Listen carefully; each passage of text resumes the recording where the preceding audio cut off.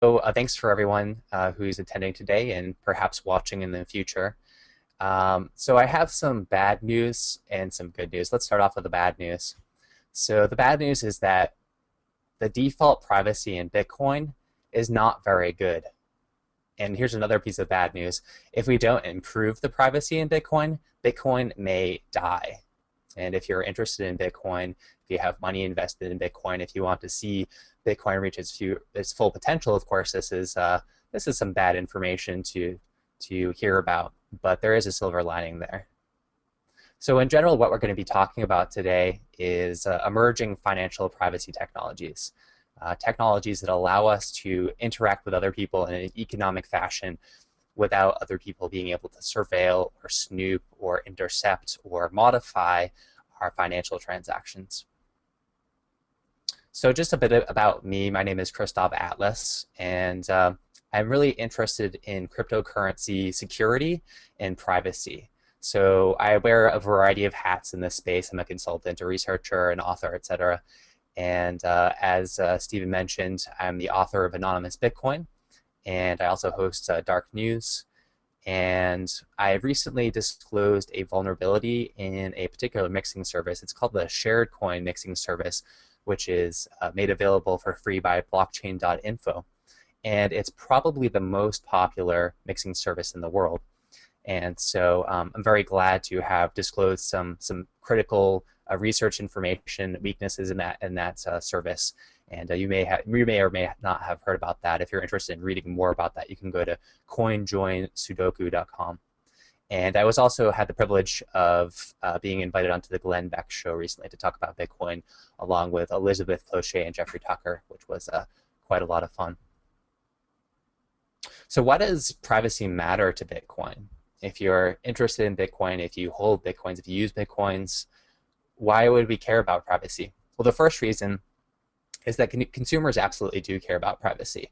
Now, they are a bit oblivious about their privacy as it relates to governments and corporations and so forth, but they certainly do care about peer-to-peer privacy, right? Can my friends, can my boss, can the people that work for me, can the people that I economically interact with find out about my finances beyond what they're supposed to have access to? And unfortunately, this is sort of the case with Bitcoin right now. And so the Bitcoin is all about who's willing to use it as a medium of exchange. That's what gives it its value. That's what makes it a special technology. And so I think that we should care about privacy if that is going to potentially be a turnoff for further adoption in the future. The other thing is that even though we don't talk a whole lot about privacy, perhaps until fairly recently after the Snowden leaks and so forth, privacy profoundly impacts our behavior. There was a study that was done in 2008 in Germany, and Germany at the time was considering some data retention laws, meaning that the government would collect data or force corporations to collect data related to people's use of the telephone networks, of the internet, and so forth, so that if they wanted to, in the future, go back and look at that data, they would have it on file to look at. And what the study found was that people were really concerned about this kind of data retention. In fact, a whopping 52% of people said that if they knew their data was being retained, they would not use telephones or the internet to try and contact some very important people like psychologists, family counselors, marriage counselors, etc., drug abuse counselors. And so that is a potentially staggering effect on the mental health of human beings based on violations of privacy. Now, a third reason to care about privacy is that privacy is very much related to capital controls. That's capital controls with an A. And pretty much everyone in the Western world agrees that there are some places in the world where capital controls are really troublesome. They prevent people from freely interacting with each other economically, and the end result is that they are impoverished, and they have a really terrible life as a consequence of this. And so it's a goal of everyone, really, somewhere in the world to reduce capital controls, to make people more economically free. And so what we need in those places are capital controls with an O, not capital controls with an A. And Bitcoin can help us get there, because if you have a kind of internet money that allows us to interact privately, then that's a way of circumventing unjust capital controls. And the fourth reason is to do with fungibility. Fungibility is a quality of money or of a currency. And what it means is that if you have a Bitcoin and I have a Bitcoin, they're treated equally. A merchant is not going to treat my Bitcoin as worth less than your Bitcoin, for example. But there are a number of people, political entrepreneurs, who are trying to create systems that will do exactly that. They want to whitelist certain Bitcoins and blacklist certain other Bitcoins based on their involvement with various places. Could be on the Silk Road, or it could simply be that if anyone does business outside of them and their cartel, then they get blacklisted and their Bitcoins are not accepted, or they're worth less. And this is a huge challenge for money. If you don't have fungibility of your currency, it doesn't work. It collapses. And we have a long-standing legal precedent to protect the fungibility of money. And so we need to do the same for Bitcoin as well. So let's talk about some of the current limitations that there are for privacy in Bitcoin. So fundamentally, Bitcoin is based on an open ledger of transactions. We call this technology the blockchain. And so every time someone does a Bitcoin transaction, you're going to have information recorded to the public ledger, which includes, what their Bitcoin address is, what the receiver's Bitcoin addresses are, what time it took place, what are the amounts transacted, etc. And the issue with this is that it fits very neatly into an area of computer science that has been well studied for decades and decades.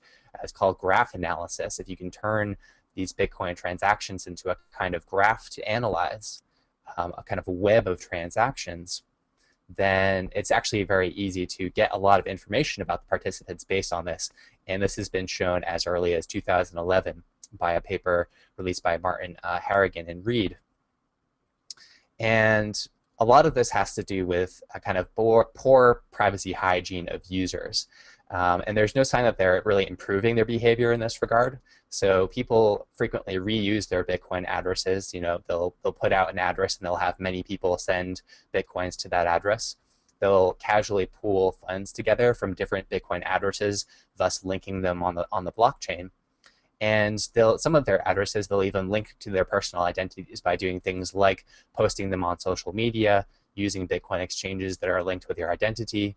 And of course, if you use an exchange, then the exchange knows the relationship between your identity and the address, and anyone that hacks the exchange also has access to that information.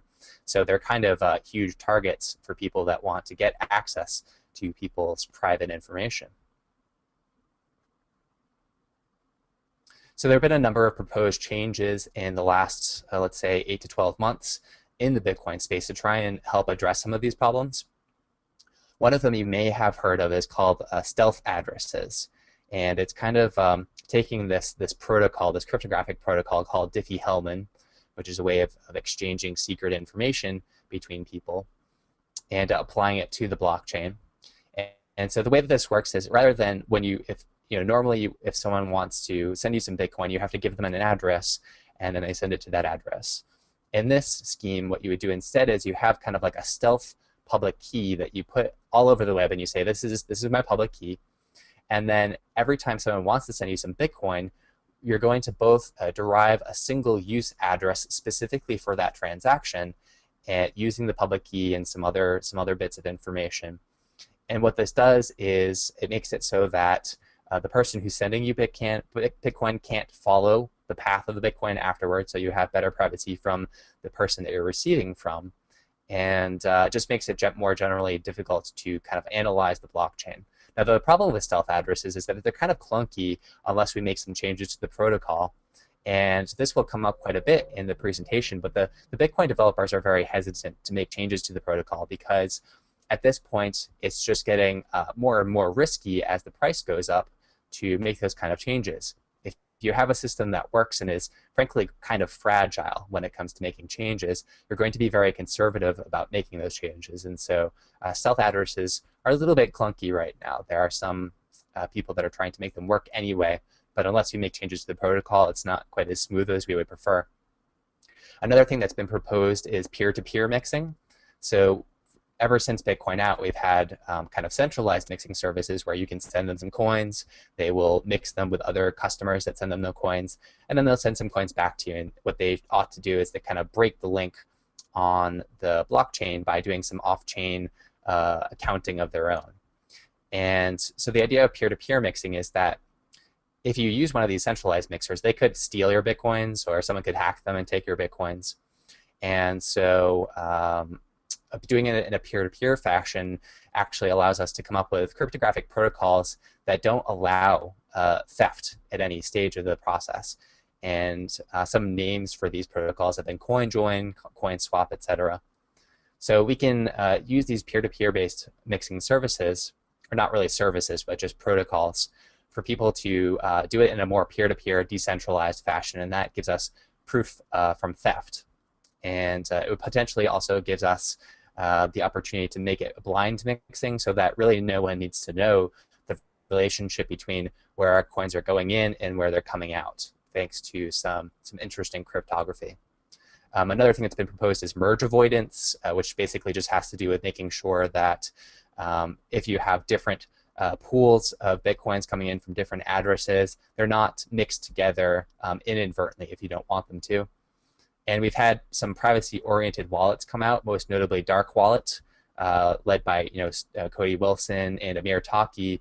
And right now what they're doing is they're taking the stealth address technology, they're taking the coin join technology, and combining that into a dark wallet, which is very interesting and promising in the realm of privacy. And of course, the neat thing about it doesn't require any changes to the protocol in order to work. Now, in spite of these innovations that are happening within the Bitcoin space, actually most of the privacy innovation is happening outside of Bitcoin. It's happening in the so-called altcoins, the alt currencies that are variations of Bitcoin but are not Bitcoin themselves. So like Litecoin, Dogecoin, you've probably heard about some of those coins. And there are hundreds, maybe thousands at this point of other altcoins, and some of them really focus on the privacy niche. So why is this happening mostly outside of Bitcoin? Well, as I mentioned, the rate of new features being added to Bitcoin is slowing down. Excuse me, slowing down as the protocol ossifies. Less and less changes being made to Bitcoin as they have to be more and more careful with making those changes. I think we also have a kind of asymmetrical funding with venture capitalists when it comes to privacy. We have potentially a kind of tragedy of the commons happening with privacy in Bitcoin, in that there's no obvious money to be made off of improving privacy, but there is substantial money to be made off of damaging privacy. And the reason for that is we have these political entrepreneurs. They have plans to come up with blacklists and whitelists and make sure that Bitcoins can be traced all over the place. They can then sell that to governments for millions of dollars, who are very happy to find a way to kind of hog-tie Bitcoin and control it and limit its impact on humanity. So I think that there's a lot more money available for programmers that are willing to work on hurting privacy as opposed to helping it in the Bitcoin space. And the last reason is that if you can launch a successful altcoin, it can act as a kind of IPO for you, a kind of stock system.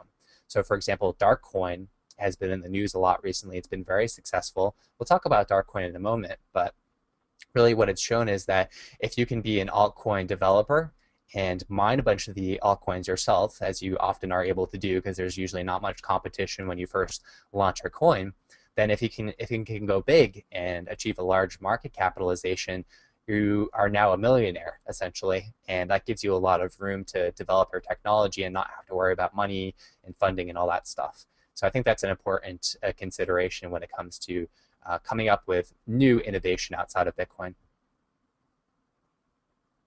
So let's talk about some of the privacy innovations in these altcoins. The three that I want to really focus on today are Darkcoin, CryptoNote, and Zero Cash. And we'll talk about each one of those in a moment. There are lots of other ones that are in the fold competing for the attention of people when it comes to privacy.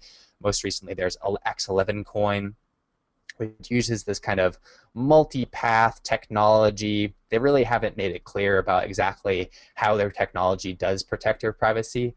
All they've been really doing is saying, hey, look, here's a paper that some cryptographer wrote a while ago. It has something to do with multipaths, and we've taken that technology and it equals privacy. So just trust us on that. So I'm just pointing this out in case there are people who are watching who are perhaps cryptocurrency speculators. I would say that if you're going to speculate on these kind of privacy-centric coins, you want to make sure that the technology is fundamentally robust before you invest in them. And that's not necessarily the case with X11 coin. There are also some altcoins that basically have outdated technology at this point, if you can imagine that. These are coins that have launched, less than a year ago, and already their technology is outdated. And what they do is basically they have like a kind of centralized mixing service, as I mentioned before. You can have these services that you send them your coins, and they send some coins back, and they try to mix them in the process. And these coins just have them kind of built in. They have like a dedicated mixing node. So that's true of Fedora coin and Liberty coin. And really, in my opinion, this technology is already outdated. So let's talk about Darkcoin. So Darkcoin was released on January 18th of this year. There was evidently no pre-mining that took place. In other words, the developers didn't mine a bunch of dark coins and then let the rest of the world know about it. They didn't start any mining until after they had publicly announced the cryptocurrency. But there have been some criticisms that they may have snatched up a bunch of coins very quickly right after the release. I'll leave it up to the audience to decide whether they think that's a legitimate criticism or not. The team is actually very small at this point. We have Evan Duffield, who came up with Darkcoin. He was previously in the finance sector. Apparently, he's also quite a clever programmer and cryptographer, and rather tireless with his work. And he's the primary developer of Darkcoin. And there's possibly one or two other developers at this point, but it's a relatively small team, which that has a lot of interesting implications. For example, if something unfortunate was to happen to Evan Duffield, what exactly would happen to Darkcoin? What would happen to the people that have invested in Darkcoin? I think it's an interesting question to sort of contemplate. It's a much smaller team than, for example, you would see with Bitcoin right now. Now, the way that Darkcoin offers privacy to users is they have this technology which they call DarkSend. And right now it's closed source, meaning that you can't just casually go on and check out their source code. Only the developers right now have access to that source code. And I mentioned CoinJoin earlier as one of these kind of peer-to-peer mixing schemes. And essentially right now, Darkcoin is just that. It doesn't really do anything else extra.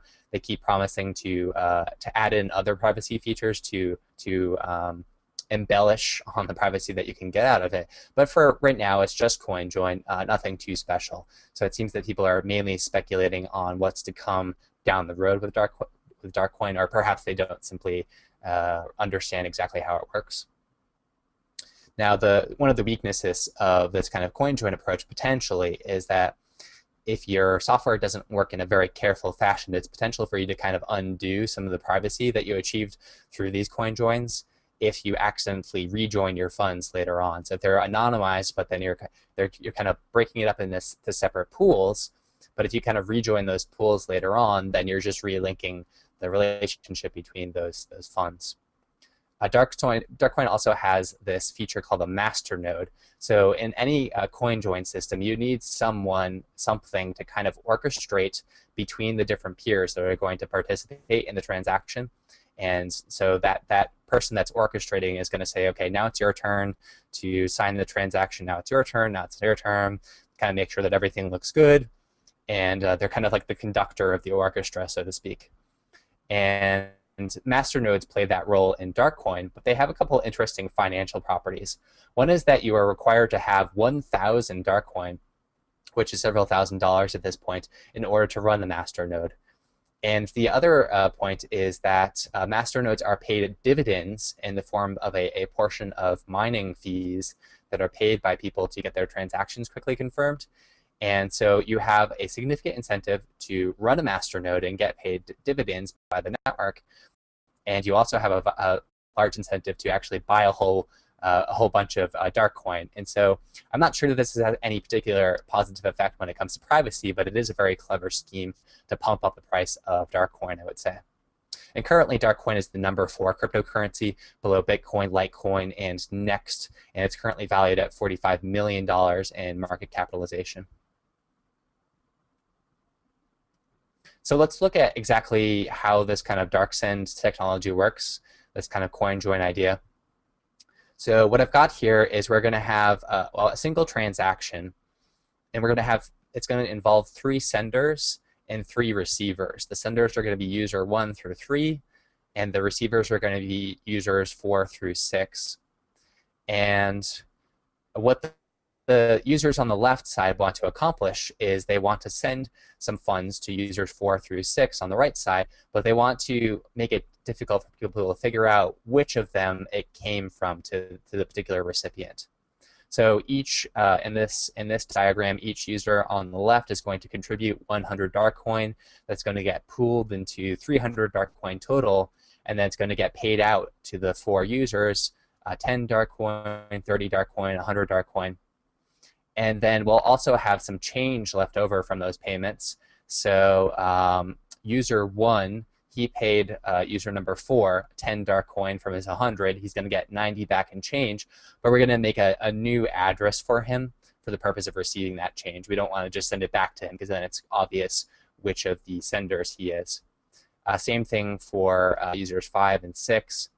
And so at the end of the story, we can see that users 4, 5, and 6 received some money. We can see that 1 through 3 sent some money, but we don't know if 1 went to 4, 1 went to 5, 1 went to 6, etc. And so we get kind of a bit of privacy there. We get kind of like we can hide in this crowd of users 1 through 3. And that gives us some extra privacy. And if we keep doing that over and over again, we get more privacy as time goes along. So there are some potential limitations for this kind of coin join approach as exemplified by dark send. So it's difficult to get coin join right. It's kind of a complicated protocol. There's a lot of nuances to it. And this was demonstrated by SharedCoin, blockchain.info SharedCoin, because they tried to implement coin join, and there were some flaws with their implementation. And that's what I exposed recently in my advisory. And so that is definitely a potential downside of coin join, is that you need to really, really nail this technology in order for the privacy to work. Another potential limitation is that the more privacy you want per transaction, if you want to have like a larger pool of people to hide amongst, you need to add more people to the transaction to hide it, to hide amongst. And what that means is every time you add a party to participate in this coin join transaction, it means that the transactions actually take up more space. There's more data in the transaction, and it takes up more space in the blockchain. And one of the scalability challenges of Bitcoin has been to do with the size of transactions. Because if you make transactions really large, then anyone that wants to have a copy of the blockchain, they need to have sufficient bandwidth to constantly be keeping up with all the transactions that are coming in. If they're really, really big transactions, they won't have the bandwidth to do that. And that kind of kills a lot of what we've accomplished in Bitcoin in terms of decentralizing things. If we can't all have our own copy of the blockchain, if we don't have enough bandwidth to keep up with the blockchain, then we're going to have to trust other people to keep that copy for us, and we don't want that. So there's a trade-off between the size of transactions and the scalability of Bitcoin in the future, and there's a trade-off between how much anonymity you can get out of coin join potentially and the size of these transactions. So there's a delicate balance to be struck there. Now, each transaction that you send in Bitcoin or any other cryptocurrency is going to have some kind of fee attached to it. You have a mining fee that you usually pay so that you can give an incentive to miners to quickly confirm your transactions. And if CoinJoin requires us to do lots of CoinJoin transactions in the future, then we're going to have to keep paying these fees, and they're going to add up over time and kind of be a drain on people's resources. Now, some people have proposed that, look, we don't need to only do CoinJoin when we're sending money to other people. What we could do is we could just leave our wallet online and have the software kind of do these CoinJoin transactions in the background for us. You know, maybe a few times per day or whatever it is. And not only would that improve the privacy of the people whose coins are doing this, sitting online passively coin joining, but it also improves the liquidity of people that need to send through a coin join transaction as well, making sure that there are coins available for them to mix with. But of course, if you leave coins online, they're more prone to theft. We would much really prefer to have our coins offline as much as possible in cold storage, making sure that they're harder for hackers to access. And so if CoinJoin does require us to keep our coins online, then that's kind of a security trade-off between theft and privacy. So that's really all we need to say about Darkcoin and DarkSend and CoinJoin for now. Now next I'm going to talk about CryptoNote, which is actually a technology. It's not a coin itself. There's no CryptoNote coin. But there are a number of cryptocurrencies that have adopted this technology.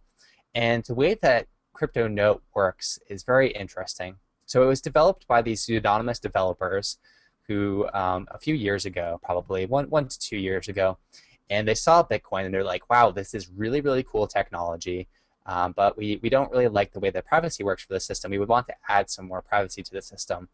So they resuscitated this cryptographic research from 2001, and it's called ring signatures. And originally there were these cryptographers, all three of them are very famous, who envisioned that ring signatures were going to be used by leakers, like WikiLeaks, Edward Snowden, Chelsea Manning, those types of people.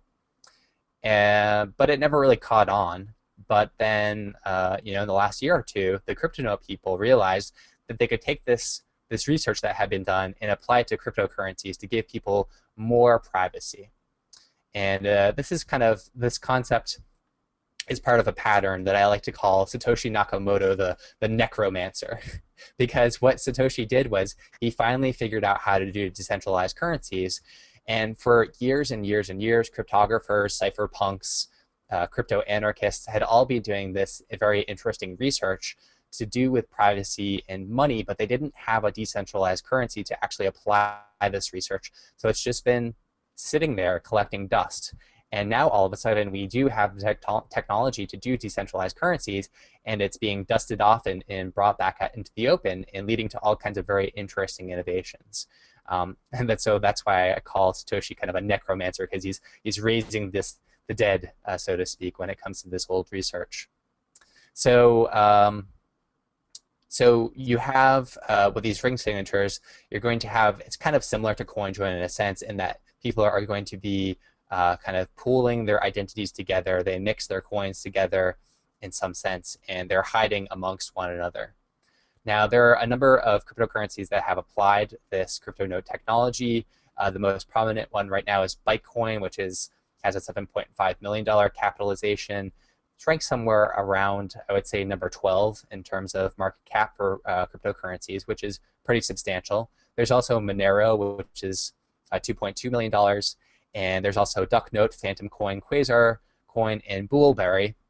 And I think what that teaches us is that we've actually run out of words to put before coin, and so now we have Ducknote and Bullberry, whatever that is.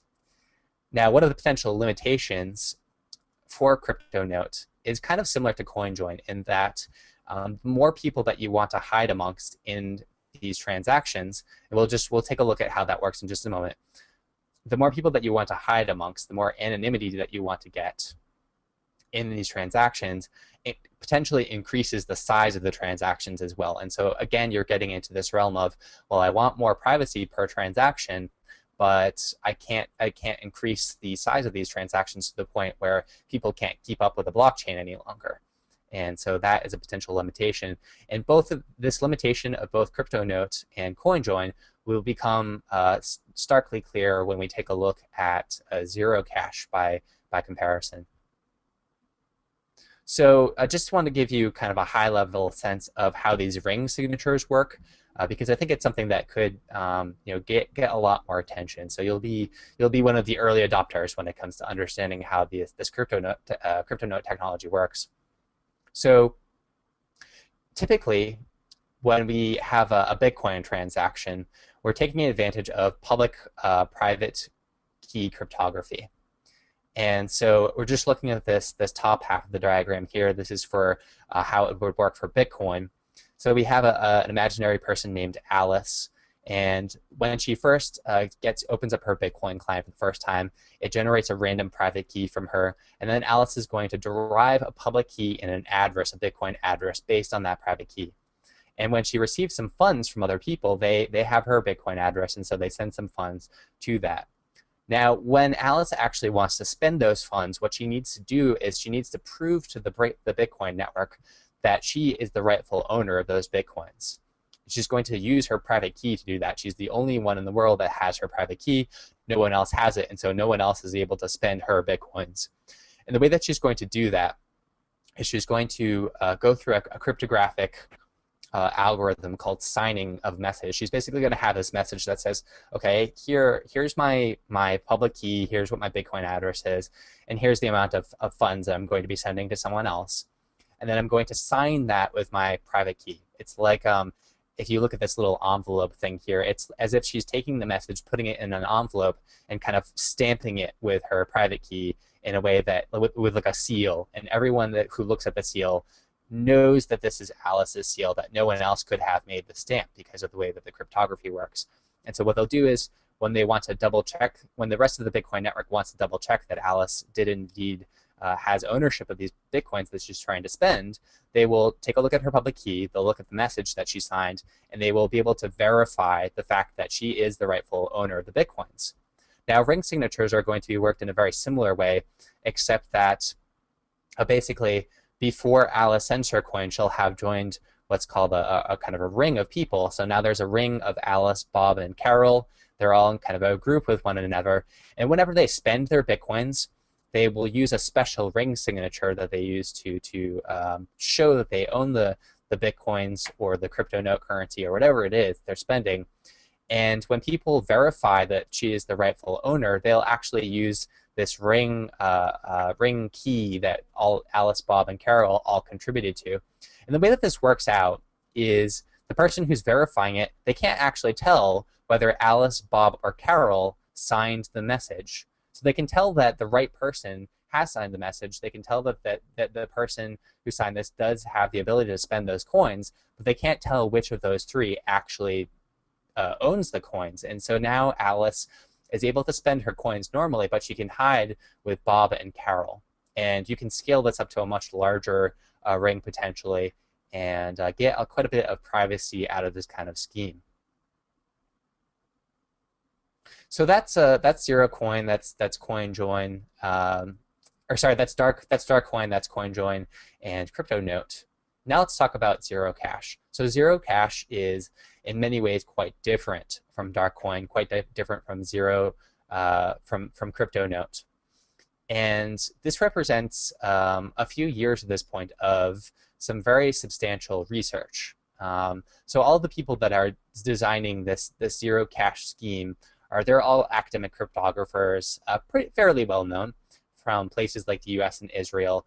And what they did originally was a few years ago, they came up with a zero coin scheme. And originally they were proposing to actually change the Bitcoin protocol to say, hey, look, we've figured out a way for you to do Bitcoin and make a few changes and it would become fairly anonymous with our zero coin scheme.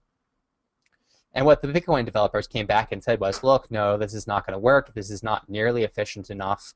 The cryptography is too untrusted and too new, and so we're not going to do it. So in the meantime, the zero coin people have been trying to improve on their technology, and the latest iteration of the technology is zero cash. They renamed it to zero cash. So now this is substantially more efficient, and it's actually more anonymous than their original zero coin proposal.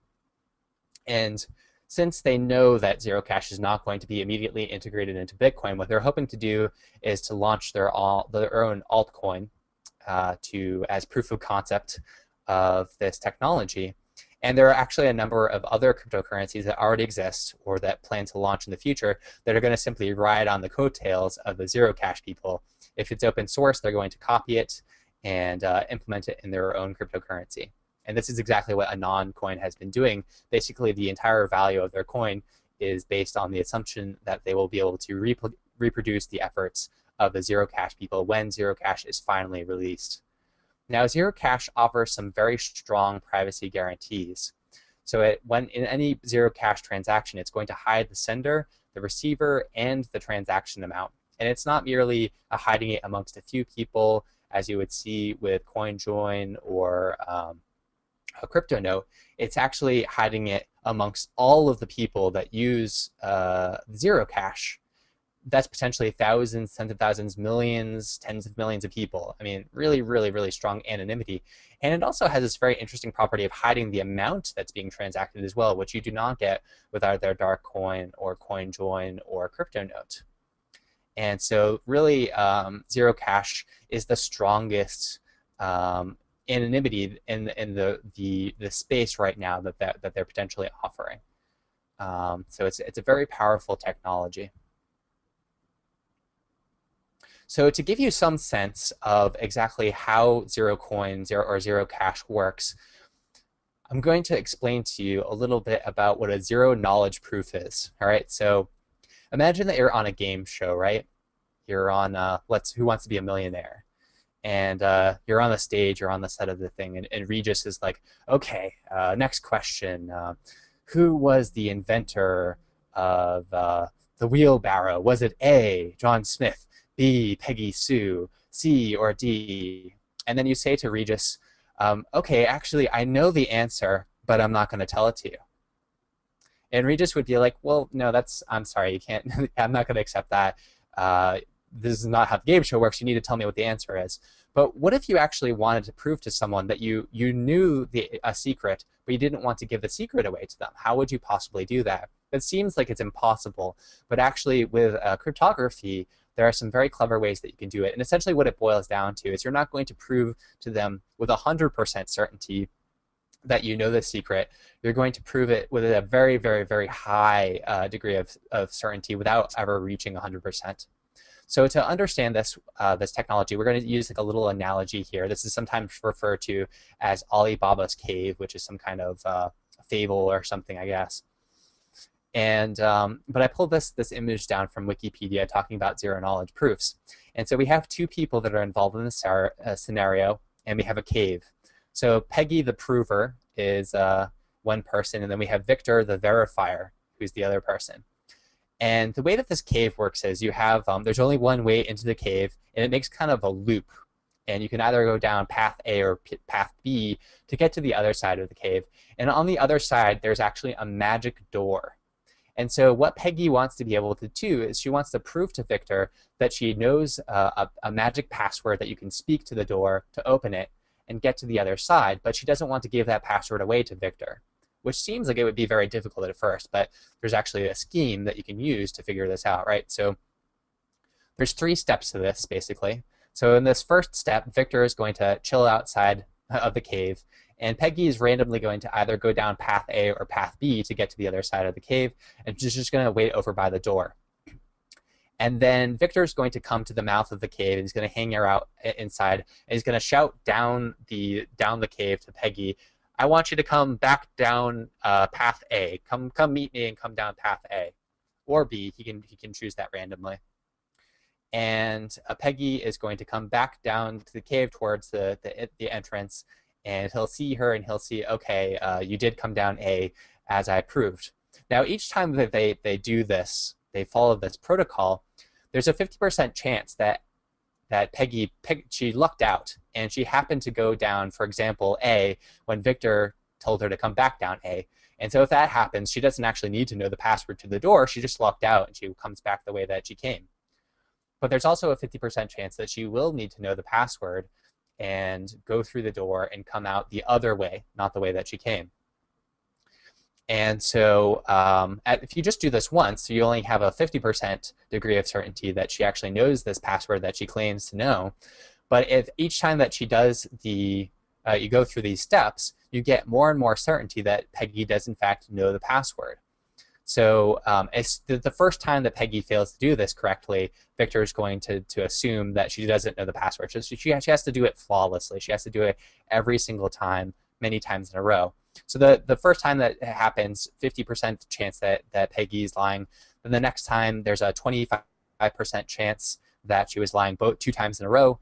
3 times, it's 1 in 8. And so if they actually did this 1,000 times in a row, which computers can do very easily, there's only a 1 in 2 to the 1,000 chance that Peggy doesn't actually know the secret that she claims to know. And that's such a vanishingly small chance. You know, there's much fewer than 2 to the 1,000 atoms in the universe. It's much fewer seconds than the amount of time that the universe will exist, etc. So this is a very interesting way of Peggy proving to Victor that she knows the secret that she claims to know without actually ever giving away the secret to Victor. And what we would call this is an interactive zero-knowledge proof. And so the people that came up with zero coin, zero cash, etc., they're simply taking this principle and they're building on it quite a bit to come up with a more complex system. But essentially, when we talk about privacy and cryptographic privacy, it all boils down to being able to keep secrets and to be able to demonstrate that you know secrets. So before we talked about how does Bitcoin work, well, you're able to spend your Bitcoins because you can prove to people that you know some secret without them actually needing to know the secret themselves. And this is kind of a similar principle. So this is exactly, now you know how zero cash, you can go home to all of your friends and say, hey, I know exactly how zero cash works, and confound them with this little cave scenario. So let's talk about a couple of potential limitations of zero cash. So as I mentioned before, the technology that they're using for the cryptography in zero cash is pretty new. They're using these zero knowledge proofs. They're using something that's even newer that's called zero knowledge snarks. I'm not even going to go into the details of what that is. But basically, new is generally not good for cryptography, because the only way that you can actually prove to other people that a cryptographic system that you come up with is secure is that it has to be reviewed over and over and over again by peers over the course of years and years and years. Most of the cryptographic technology that we use today is decades old at this point, and there's a good reason for that, because it stood the test of time so far. And it tends to be that over time we come up with faster computers, we come up with better cryptanalysis to break these cryptographic systems. And so slowly over time, these systems are eroded in terms of how much we trust them. But anything that's brand new, we can't trust a whole lot, right? So that's one of the potential limitations of zero cash. There may be some nuance that they haven't considered yet that would really break the security of their technology. Now, another limitation of zero cash, this is very important. So when you if you want to set up a zero cash based cryptocurrency, you first have to initialize the system with some kind of data. You need to run through these algorithms to derive some kind of data that kind of gets the system in motion. And the hard part of this is that you actually need a trusted agent to do this. And who can we trust to initialize the system? Well, no one. The whole point of Bitcoin and cryptocurrencies and cryptography in general is that we don't want to just simply trust people not to do bad stuff. We want to make sure that we have mathematics that we trust in, that we have thoroughly examined, that makes it so that we don't need to trust people. So as it turns out, if you are the trusted agent, or if you steal this kind of initialization parameter from the trusted agent, what you will be able to do in a zero cash cryptocurrency is you'll be able to counterfeit coins. You can make them out of thin air. Now, you should not be able to actually de-anonymize the transactions. According to the developers of zero cash, they say, look, we know that this is a kind of a delicate aspect of our system, but even if someone got this, they would only be able to counterfeit coins. That's bad, but it's not the same thing as being able to de-anonymize the transactions and break the privacy that we're guaranteeing to people. So that's sort of a kind of good news. And part of the delay, so zero cash, they've had their zero cash published, their technology published for a while now. What they would like to do is launch an altcoin eventually, but they've been hitting a series of delays for that. And one of the delays has been trying to figure out how they can come up with a secure multi-party protocol to do this kind of initialization of their currency, spreading out the risk, so that if there are enough honest people that are helping to initialize the system who are not trying to use that data to counterfeit coins, etc., in the future, then it's still going to work out okay. And in general, with cryptocurrencies, we're comfortable with trusting that the crowd is going to be honest. That's essentially how Bitcoin works. If there is not an honest crowd of people that are mining Bitcoins, then they can kind of all collude together to start double spending their Bitcoins and committing fraud on the Bitcoin network. So it's okay that we can kind of spread the risk to lots of different people, but they're still figuring out exactly how that's going to work out. Now, but so those are some of the limitations of zero cash. But one of the big selling points of zero cash is you get to hide the sender and the receiver, you get to hide the amount that's being sent, and there's no penalty in terms of the number of people that you can hide amongst in these zero cash cryptocurrencies. It doesn't make the transaction sizes any larger, and so that's a real benefit of a zero cash system over crypto notes or CoinJoin. So that's pretty much the end of the presentation for today. I wanted to go through those 3 critical cryptocurrency privacy technologies. These are all things that can be potentially folded back into Bitcoin. And even if Bitcoin doesn't actually make these changes to its protocol and to its software, they can still potentially benefit Bitcoin in the sense that if we have decentralized exchanges that allow people to exchange cryptocurrencies without any kind of identity verification taking place, what people could do is they could use these altcoins, these privacy-centric altcoins, as kind of off-ramps and on-ramps back onto the Bitcoin. They can kind of nix their coins by briefly exchanging it for some zero cash or some crypto node or some dark coin, and then swap back into some different Bitcoins and kind of use that as a kind of mixer. So even if Bitcoin does not make any substantial changes, I think that potentially altcoins will give us a way of addressing some of these privacy challenges for Bitcoin users. So that's about it, and I would love to hear your questions.